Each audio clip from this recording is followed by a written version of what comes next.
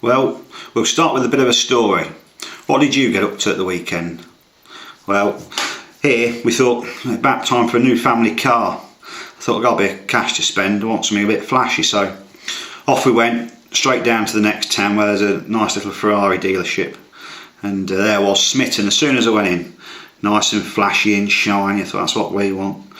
0 to 100 in 3 seconds. I thought that's the nuts. We'll have one of those. So went over to have a look, and I was really a bit disgusted.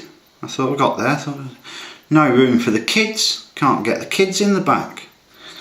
There's not much room for the suitcases for going on holiday.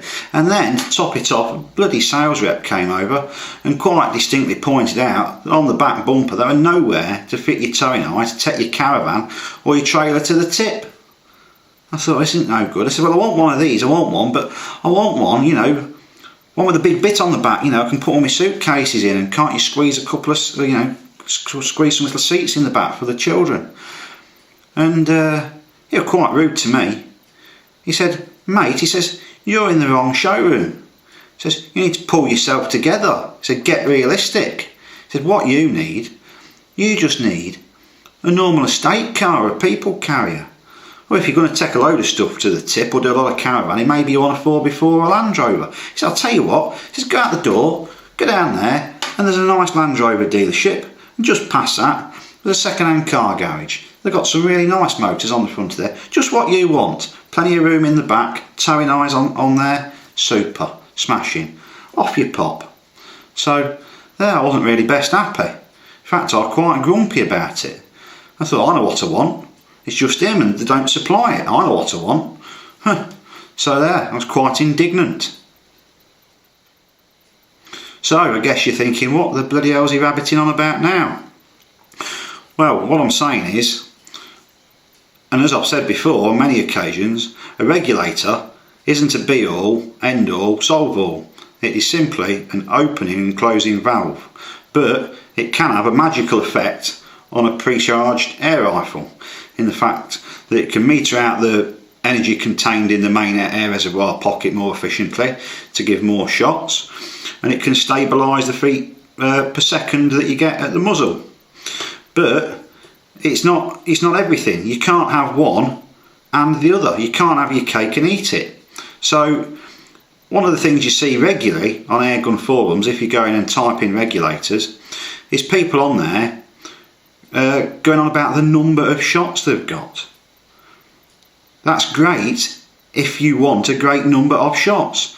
But when you see somebody on there who's got a Walther, a Steyr, an Evo, or a Pro Target, the name of the game isn't the number of shots. The name of the game is accurate and consistent feet per second reading at the muzzle. So if you actually measure up the volume of air inside the rifles that I've just mentioned in comparison to the number of shots that the manufacturers say that they'll give, it's actually quite possible to shoehorn far more shots out of them than they do. But they're after accuracy in feet per second at the muzzle, not the greatest number of shots. So when you're fitting your regulator, you can fit it for either most consistent feet per second at the muzzle or greatest number of shots. And there's a very slight difference between the two. It's not much, and you know, but over if you were going to fire strings and strings and strings, you would notice that set slightly differently, there is going to be more accuracy in feet per second set one way than there is set the other. So if you're going to be using your gun for FT work, you need to think realistically. You know, how many shots do I need? How long are the courses that I shoot? You know, am I going to fire 20 0-inch shots, 40 shot course, 20 shots in a pull shoot afterwards, 80 shots. So there you go. You just want 80 very good shots. You could probably shoehorn nearly 200 out of some guns, but the foot per second at the muzzle isn't going to be as accurate. It's not going to be wildly out, but it's not going to be as good as if you're setting up only to get a good consistent number for what you want. Now, I know there's people I speak to who don't live near divers centres, so it can be trouble for them to get the bottle filled up. The people who live in the middle of nowhere and they use a hand pump to pump up the, stirrup pump to pump up their PCP. And so these people want the greatest number of shots possible. If they're just hunting and they don't do shooting competitions and they just want to get as much energy out of this reservoir as possible, they're going for the greatest number of shots. So there is a difference. So before you decide to regulate your gun, you need to be realistic. Possibly with a bit of optimism, but be realistic. If you've been and spoke to people who've got different guns with regulators in, there's only a finite amount of energy within this chamber. The regulator doesn't add extra energy or convert it, it just meters it out carefully through the outlet valve mechanism. And so, if everyone's getting 100 shots out of their particular gun with a regulator in it, you're not suddenly going to start getting 200 out of it. So, you need to set yourself a goal, a threshold to how many shots you are going to be happy to get and what feet per second accuracy you're trying to get. Because if you don't set yourself a goal and you don't know exactly what you want, you're going to really end up with disappointment and grumpiness when it's not necessary. So you need to consider.